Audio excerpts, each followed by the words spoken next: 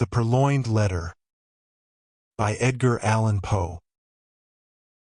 At Paris, just after dark one gusty evening in the autumn of 18 I was enjoying the twofold luxury of meditation and a meerschaum, in company with my friend C. Auguste Dupin in his little back library, or book closet, au troisième, number 33, Rue Dunit, Faubourg Street Germain. For 1 hour at least we had maintained a profound silence, while each, to any casual observer, might have seemed intently and exclusively occupied with the curling eddies of smoke that oppressed the atmosphere of the chamber. For myself, however, I was mentally discussing certain topics which had formed matter for conversation between us at an earlier period of the evening. I mean the affair of the Rue Morgue and the mystery attending the murder of Marie Roget.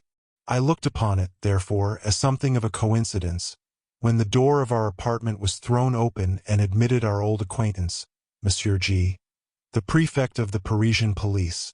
We gave him a hearty welcome, for there was nearly half as much of the entertaining as of the contemptible about the man, and we had not seen him for several years. We had been sitting in the dark, and Dupin now arose for the purpose of lighting a lamp, but sat down again without doing so upon G.'s saying that he had called to consult us, or rather to ask the opinion of my friend, about some official business which had occasioned a great deal of trouble. "If it is any point requiring reflection," observed Dupin as he forbore to enkindle the wick, "we shall examine it to better purpose in the dark." "That is another of your odd notions," said the prefect, who had a fashion of calling everything odd that was beyond his comprehension, and thus lived amid an absolute legion of oddities. "Very true," said Dupin, as he supplied his visitor with a pipe, and rolled towards him a comfortable chair. "And what is the difficulty now?" I asked. "Nothing more in the assassination way, I hope?"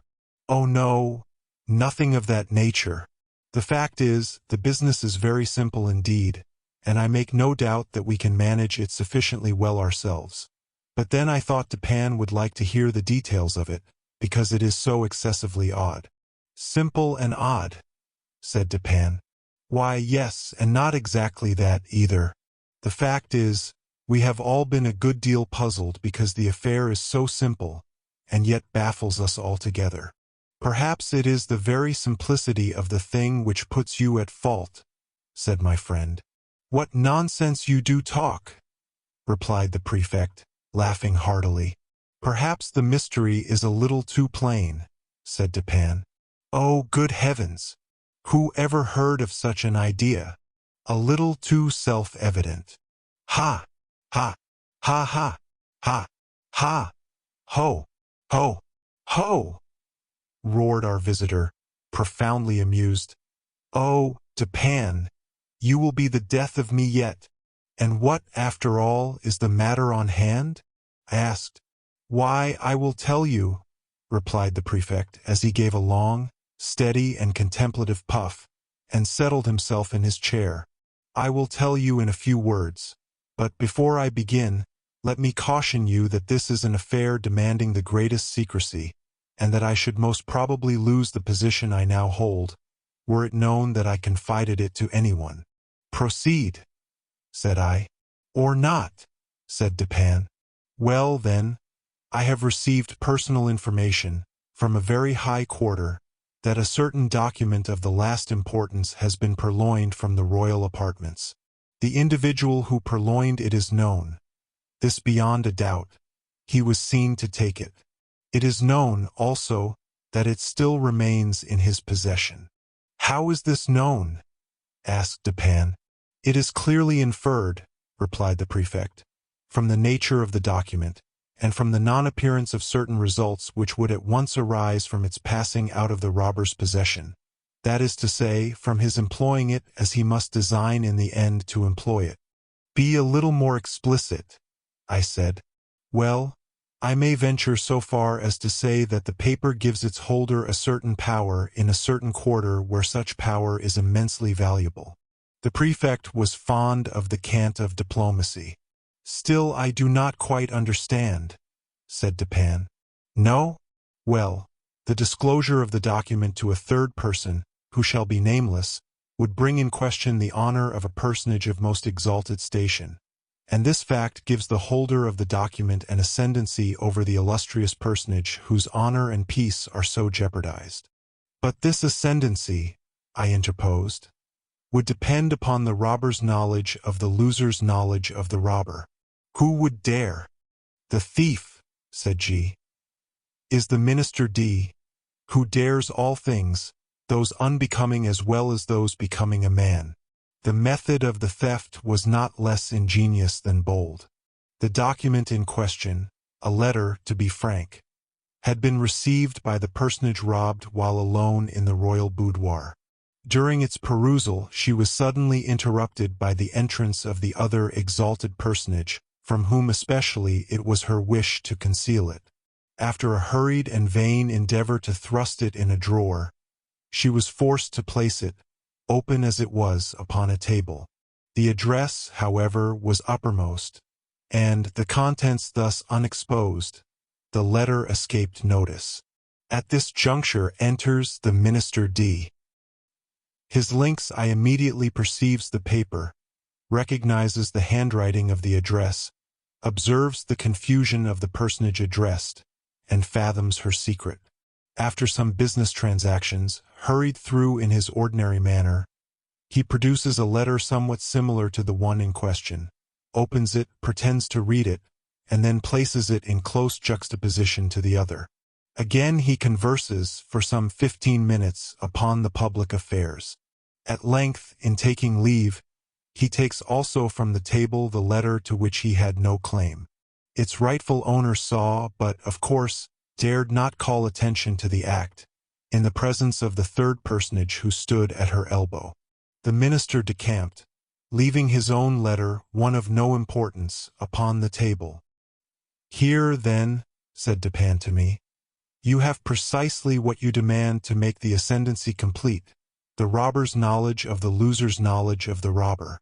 "Yes," replied the prefect.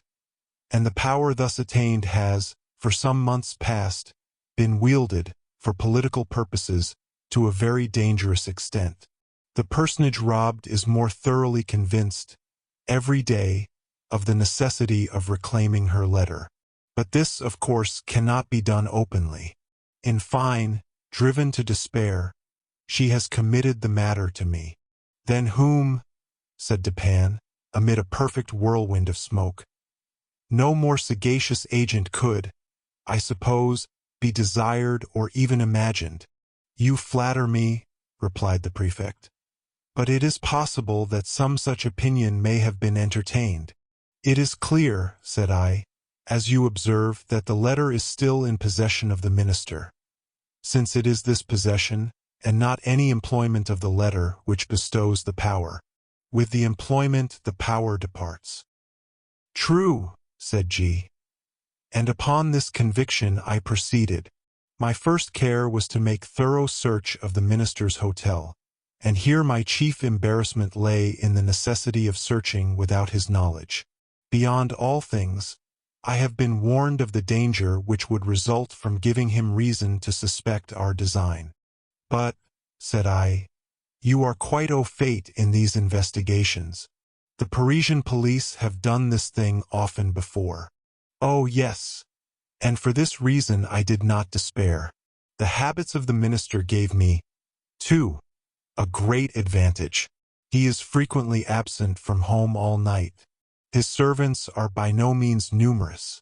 They sleep at a distance from their master's apartment, and, being chiefly Neapolitans, are readily made drunk. I have keys, as you know, with which I can open any chamber or cabinet in Paris.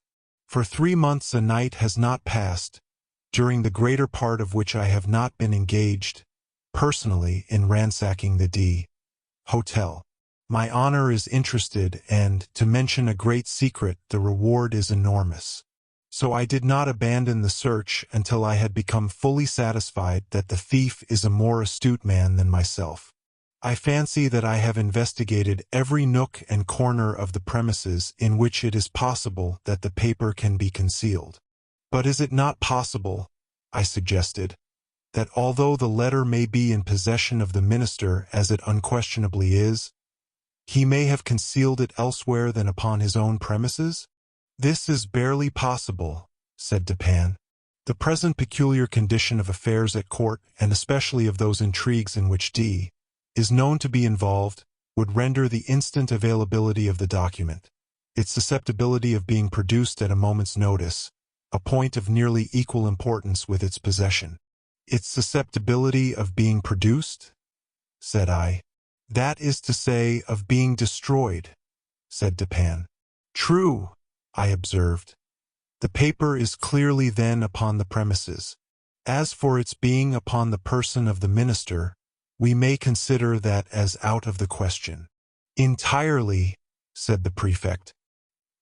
He has been twice waylaid, as if by footpads, and his person rigorously searched under my own inspection. You might have spared yourself this trouble, said Dupin. D., I presume, is not altogether a fool, and if not, must have anticipated these waylayings as a matter of course. Not altogether a fool, said G. But then he's a poet, which I take to be only one remove from a fool. True, said Dupin, after a long and thoughtful whiff from his meerschaum, although I have been guilty of certain doggerel myself. Suppose you detail, said I, the particulars of your search. Why, the fact is, we took our time and we searched everywhere. I have had long experience in these affairs. I took the entire building, room by room, devoting the nights of a whole week to each. We examined, first, the furniture of each apartment. We opened every possible drawer, and I presume you know that, to a properly trained police agent, such a thing as a secret drawer is impossible.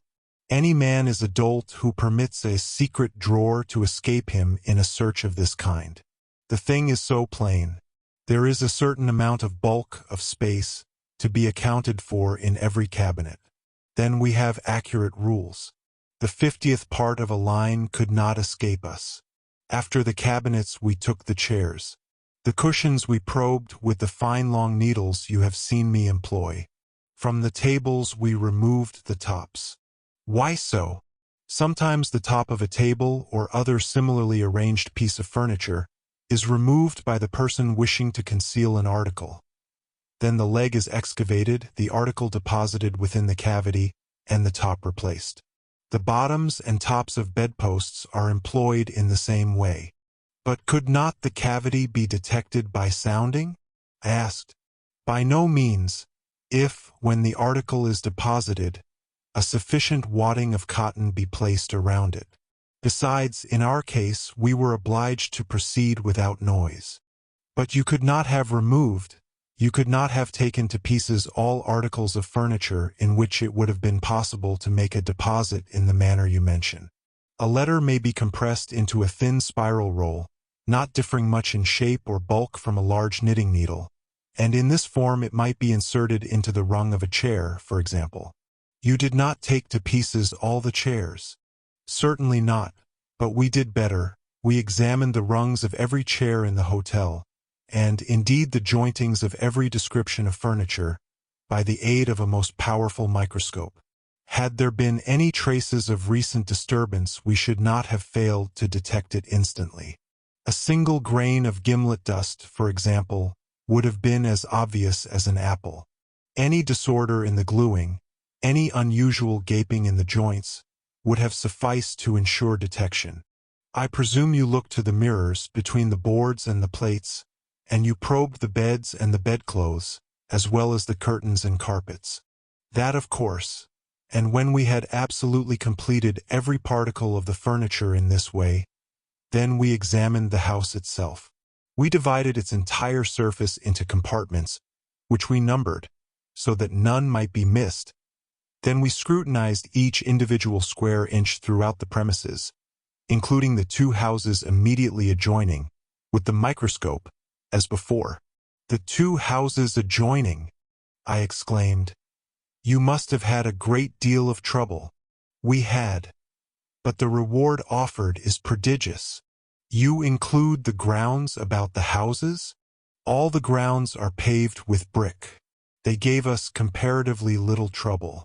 We examined the moss between the bricks and found it undisturbed. You looked among D.'s papers, of course, and into the books of the library? Certainly. We opened every package and parcel. We not only opened every book, but we turned over every leaf in each volume, not contenting ourselves with a mere shake, according to the fashion of some of our police officers. We also measured the thickness of every book cover with the most accurate measurement, and applied to each the most jealous scrutiny of the microscope. Had any of the bindings been recently meddled with, it would have been utterly impossible that the fact should have escaped observation. Some 5 or 6 volumes, just from the hands of the binder, we carefully probed, longitudinally, with the needles. You explored the floors beneath the carpets? Beyond doubt. We removed every carpet, and examined the boards with the microscope. And the paper on the walls? Yes. You looked into the cellars? We did. Then, I said, you have been making a miscalculation, and the letter is not upon the premises, as you suppose.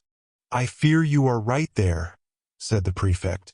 And now, Dupin, what would you advise me to do? To make a thorough research of the premises. That is absolutely needless, replied G.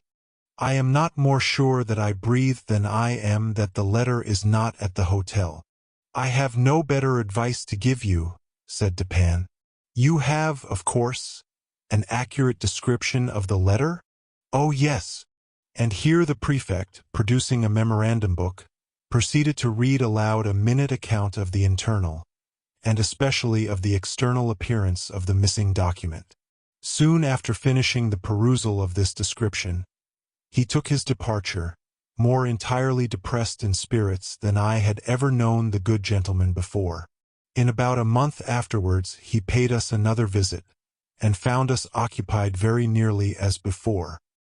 He took a pipe and a chair and entered into some ordinary conversation. At length I said, "Well, but G, what of the Purloined Letter? I presume you have at last made up your mind that there is no such thing as overreaching the minister." "Confound him," say I. Yes. I made the re-examination, however, as Dupin suggested, but it was all labor lost, as I knew it would be. "How much was the reward offered, did you say?" asked Dupin. "Why, a very great deal, a very liberal reward. I don't like to say how much precisely. But one thing I will say, that I wouldn't mind giving my individual check for 50,000 francs to anyone who could obtain me that letter. The fact is, it is becoming of more and more importance every day, and the reward has been lately doubled. If it were trebled, however, I could do no more than I have done." "Why, yes," said Dupin, drawlingly, between the whiffs of his meerschaum. "I really think, G, you have not exerted yourself to the utmost in this matter. You might do a little more, I think, eh?" "How? In what way?" "Why, puff, puff, you might puff, puff, employ counsel in the matter, eh? Puff, puff, puff. Do you remember the story they tell of Abernethy?" "No, hang Abernethy." "To be sure. Hang him and welcome. But, once upon a time, a certain rich miser conceived the design of sponging upon this Abernethy for a medical opinion. Getting up, for this purpose, an ordinary conversation in a private company, he insinuated his case to the physician as that of an imaginary individual. 'We will suppose,' said the miser, 'that his symptoms are such and such. Now, doctor, what would you have directed him to take?' 'Take?' said Abernethy. 'Why, take advice, to be sure.' 'But,' said the prefect, a little discomposed, 'I am perfectly willing to take advice and to pay for it. I would really give 50,000 francs to anyone who would aid me in the matter.' 'In that case,' replied Dupin, opening a drawer and producing a checkbook, 'you may as well fill me up a check for the amount mentioned. When you have signed it, I will hand you the letter.' I was astounded. The prefect appeared absolutely thunderstricken. For some minutes he remained speechless and motionless, looking incredulously at my friend with open mouth and eyes that seemed starting from their sockets. Then, apparently recovering himself in some measure, he seized a pen, and after several pauses and vacant stares, finally filled up and signed a check for 50,000 francs, and handed it across the table to Dupin. The latter examined it carefully and deposited it in his pocketbook. Then, unlocking an escritoire, took thence a letter and gave it to the prefect.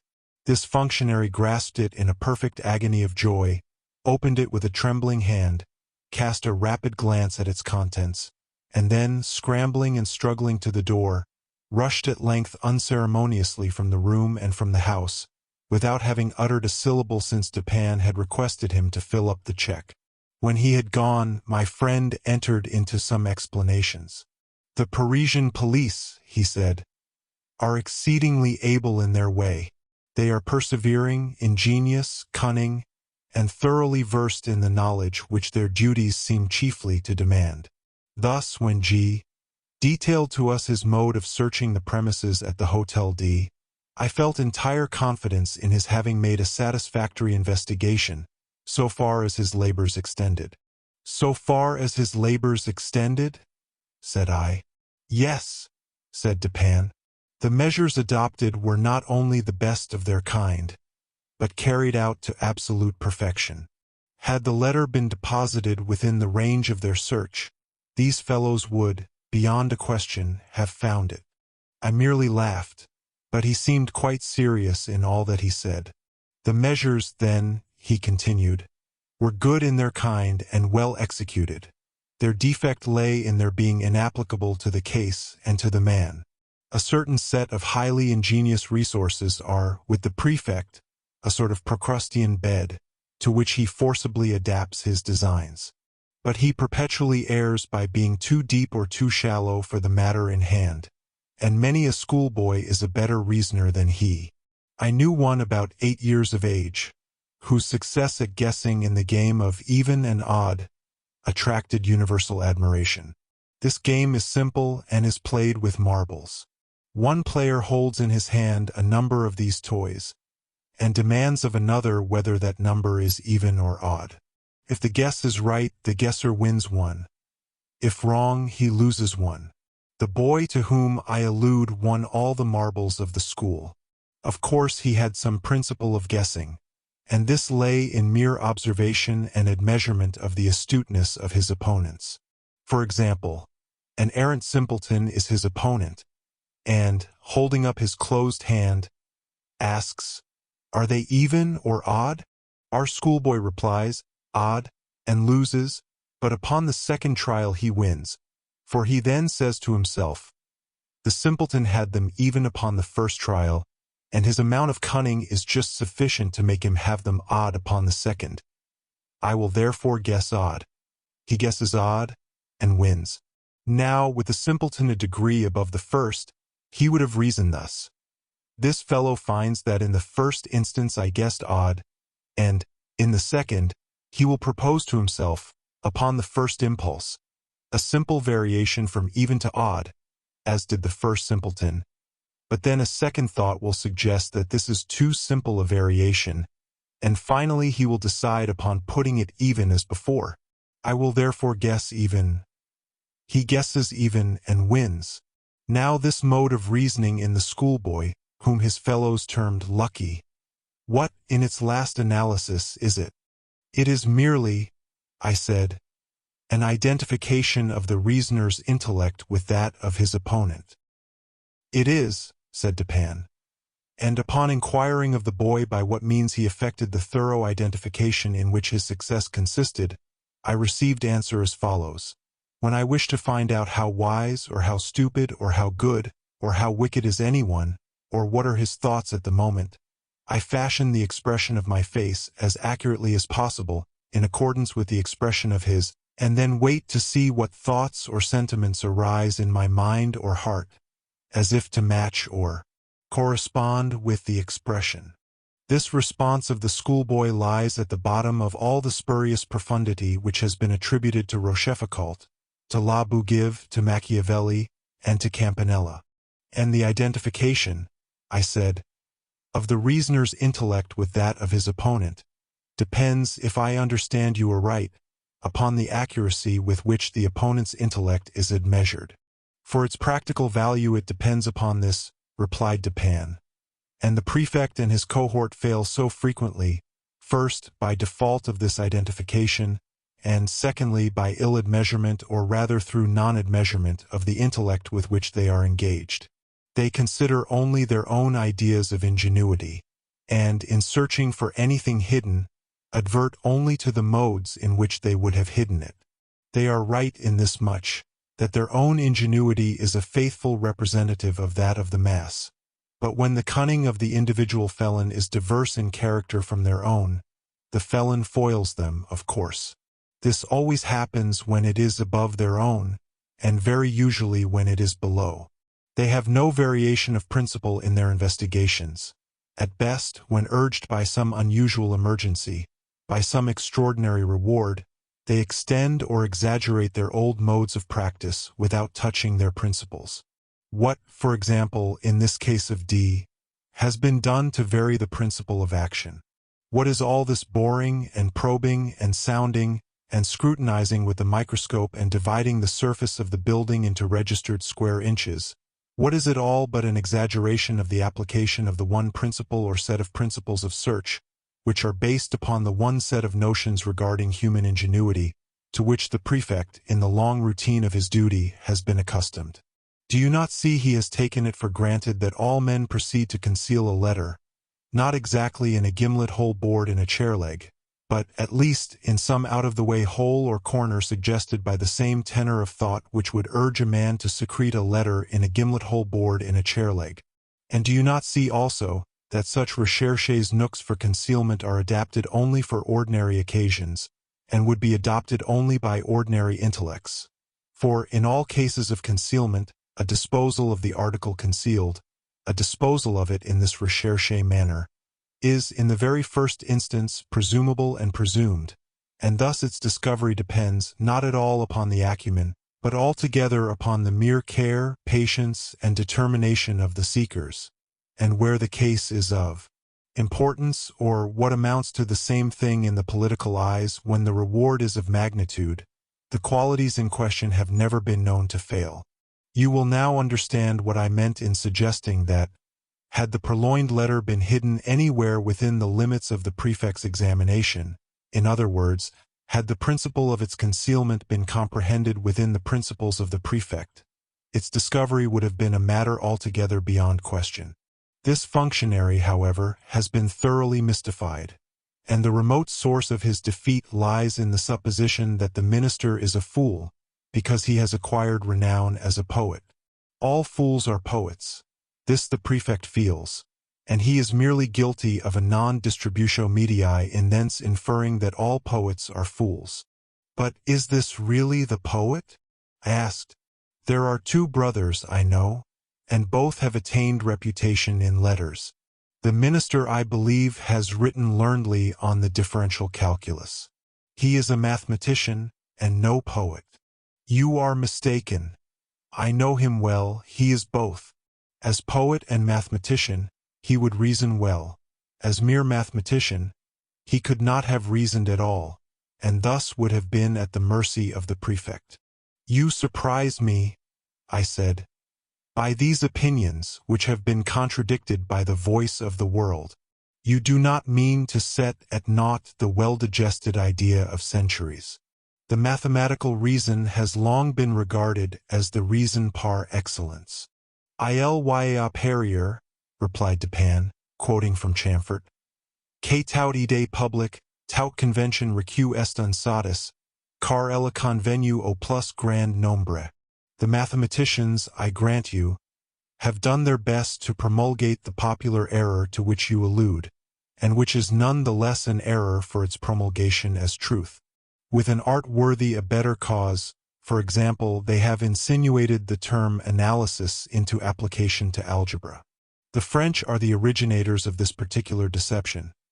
But if a term is of any importance, if words derive any value from applicability, then analysis conveys algebra about as much as, in Latin, ambitus implies ambition, religio religion, or homines honesti a set of honorable men.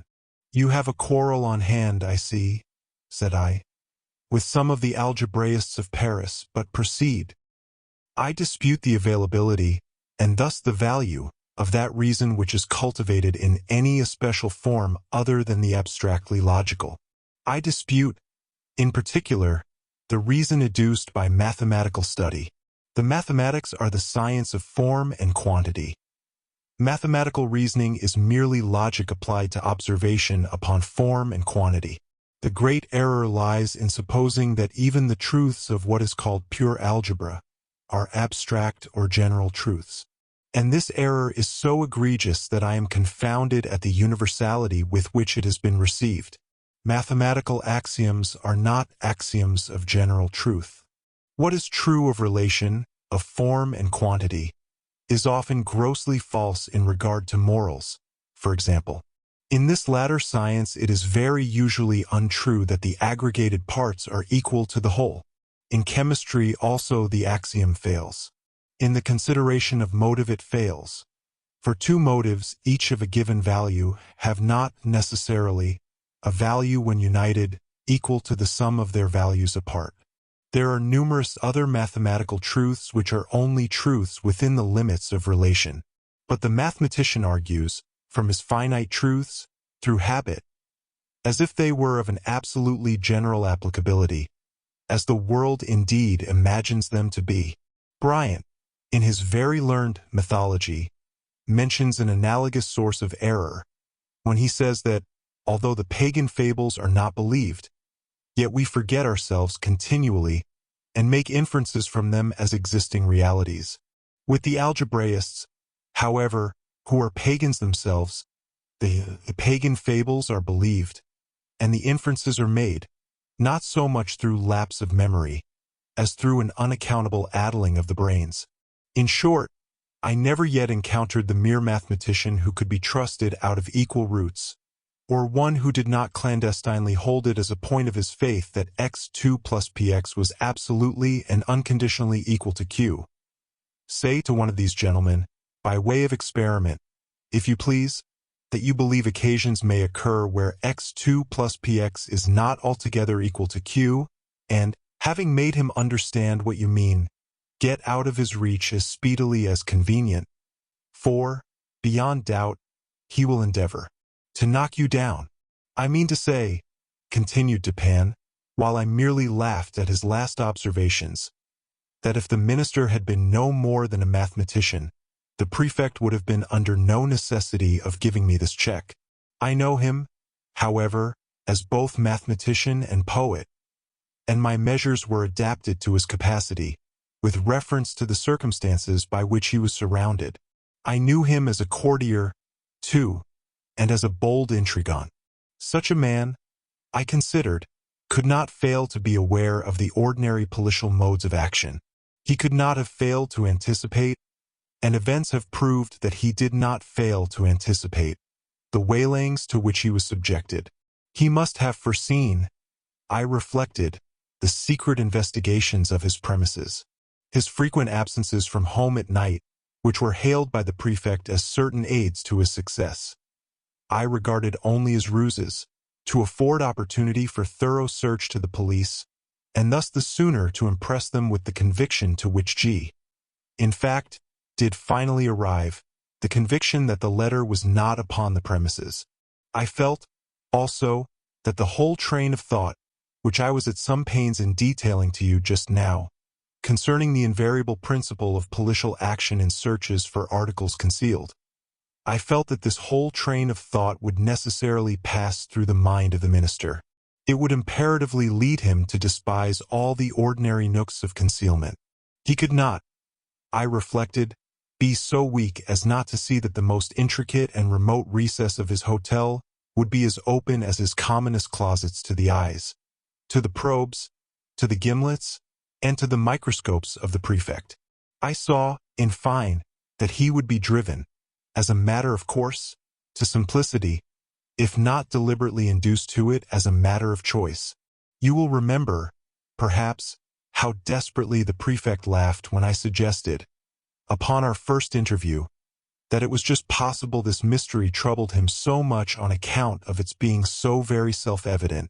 "Yes," said I remember his merriment well. I really thought he would have fallen into convulsions. "The material world," continued Dupin, "abounds with very strict analogies to the immaterial, and thus some color of truth has been given to the rhetorical dogma that metaphor or simile may be made to strengthen an argument, as well as to embellish a description. The principle of the vis inertia, for example, seems to be identical in physics and metaphysics. It is not more true in the former, that a large body is with more difficulty set in motion than a smaller one, and that its subsequent momentum is commensurate with this difficulty, than it is, in the latter, that intellects of the vaster capacity, while more forcible, more constant, and more eventful in their movements than those of inferior grade, are yet the less readily moved, and more embarrassed and full of hesitation in the first few steps of their progress. Again, have you ever noticed which of the street signs, over the shop doors, are the most attractive of attention?" "I have never given the matter a thought," I said. "There is a game of puzzles," he resumed, "which is played upon a map. One party playing requires another to find a given word, the name of town, river, state, or empire. Any word, in short, upon the motley and perplexed surface of the chart. A novice in the game generally seeks to embarrass his opponents by giving them the most minutely lettered names, but the adept selects such words as stretch, in large characters, from one end of the chart to the other. These, like the over-largely lettered signs and placards of the street, escape observation by dint of being excessively obvious. And here the physical oversight is precisely analogous with the moral inapprehension by which the intellect suffers to pass unnoticed those considerations which are too obtrusively and too palpably self-evident. But this is a point, it appears, somewhat above or beneath the understanding of the prefect. He never once thought it probable or possible that the minister had deposited the letter immediately beneath the nose of the whole world, by way of best preventing any portion of that world from perceiving it.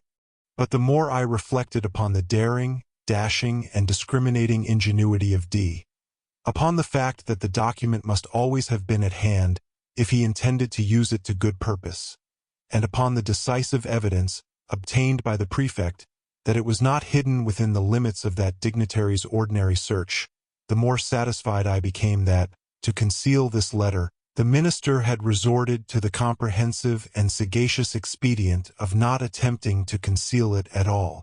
Full of these ideas, I prepared myself with a pair of green spectacles, and called one fine morning, quite by accident, at the ministerial hotel.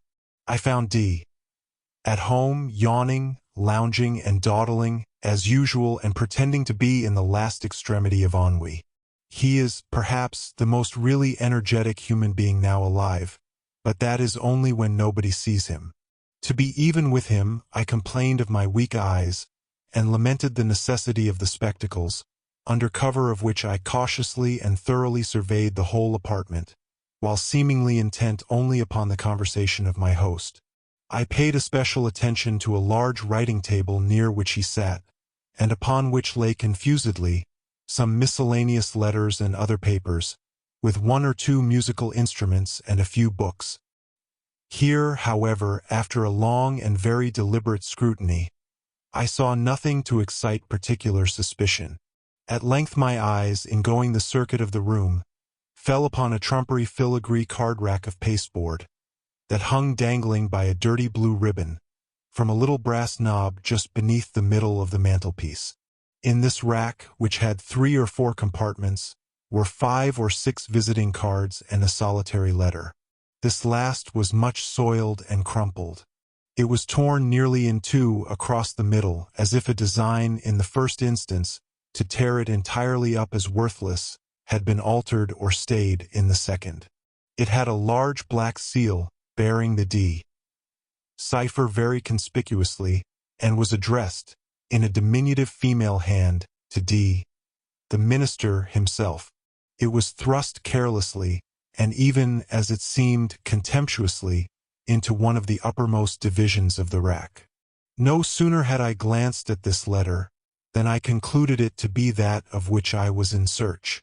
To be sure, it was, to all appearance, radically different from the one of which the prefect had read us so minute a description. Here the seal was large and black with the D cipher. There it was small and red, with the ducal arms of the S family. Here the address to the minister diminutive and feminine. There the superscription to a certain royal personage was markedly bold and decided. The size alone formed a point of correspondence. But, then, the radicalness of these differences, which was excessive, the dirt, the soiled and torn condition of the paper, so inconsistent with the true methodical habits of D, and so suggestive of a design to delude the beholder into an idea of the worthlessness of the document. These things, together with the hyper-obtrusive situation of this document, full in the view of every visitor, and thus exactly in accordance with the conclusions to which I had previously arrived. These things, I say, were strongly corroborative of suspicion, in one who came with the intention to suspect. I protracted my visit as long as possible, and, while I maintained a most animated discussion with the minister upon a topic which I knew well had never failed to interest and excite him, I kept my attention really riveted upon the letter. In this examination, I committed to memory its external appearance and arrangement in the rack, and also fell, at length, upon a discovery which set at rest whatever trivial doubt I might have entertained. In scrutinizing the edges of the paper, I observed them to be more chafed than seemed necessary. They presented the broken appearance which is manifested when a stiff paper, having been once folded and pressed with a folder, is refolded in a reversed direction, in the same creases or edges which had formed the original fold. This discovery was sufficient.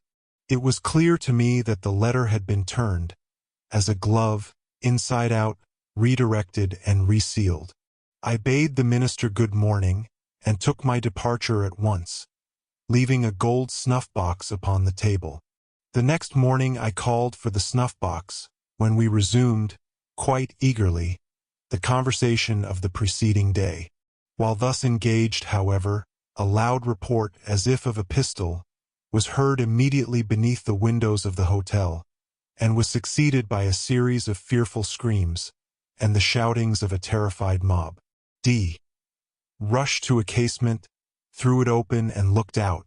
In the meantime I stepped to the card-rack, took the letter, put it in my pocket, and replaced it by a facsimile, so far as regards externals, which I had carefully prepared at my lodgings, imitating the D cipher very readily, by means of a seal formed of bread.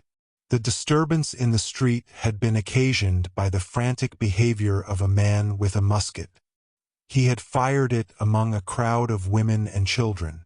It proved, however, to have been without ball, and the fellow was suffered to go his way as a lunatic or a drunkard. When he had gone, D came from the window, whither I had followed him immediately upon securing the object in view. Soon afterwards I bade him farewell. The pretended lunatic was a man in my own pay. "But what purpose had you," I asked, "in replacing the letter by a facsimile? Would it not have been better, at the first visit, to have seized it openly and departed?" "D," replied Dupin, "is a desperate man and a man of nerve. His hotel, too, is not without attendants devoted to his interests. Had I made the wild attempt you suggest, I might never have left the ministerial presence alive. The good people of Paris might have heard of me no more. But I had an object apart from these considerations. You know my political prepossessions. In this matter, I act as a partisan of the lady concerned. For 18 months the minister has had her in his power. She has now him in hers, since, being unaware that the letter is not in his possession, he will proceed with his exactions as if it was.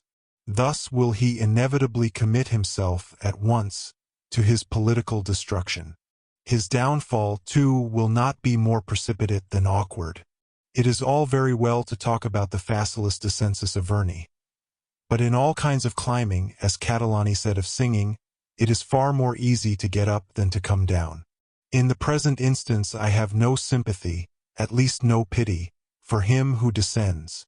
He is that monstrum horrendum, an unprincipled man of genius. I confess, however, that I should like very well to know the precise character of his thoughts, when, being defied by her whom the prefect terms a certain personage, he is reduced to opening the letter which I left for him in the card-rack.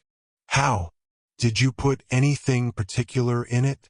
Why, it did not seem altogether right to leave the interior blank. That would have been insulting. D. At Vienna once, did me an evil turn, which I told him, quite good-humoredly, that I should remember. So, as I knew he would feel some curiosity in regard to the identity of the person who had outwitted him, I thought it a pity not to give him a clue.